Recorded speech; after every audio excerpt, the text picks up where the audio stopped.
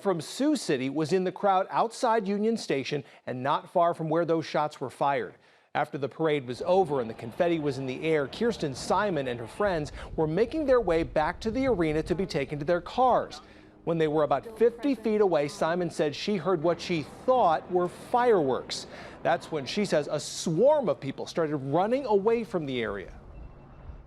The shots came from over by the Hy-Vee Arena, Kemper Arena, whatever you want to call it. And that's where we were supposed to get back on a bus to get back to my car over on the Kansas City, Kansas side. And so I ended up just having to get an Uber back to my car because I didn't feel safe enough to go towards the arena to get on a bus.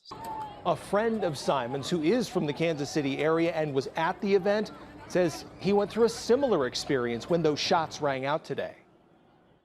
We heard two bangs.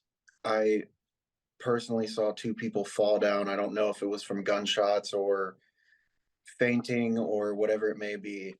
And then I just remember like seeing the entire crowd turn like around, do a 180 towards us. And I just grabbed both my friends' hands and we just started running. Again, one person dead, 22 others suffering gunshot wounds, and 3 in custody. Our coverage of the Kansas City shootings continues right now at KTIV.com and on the KTIV app. It's been a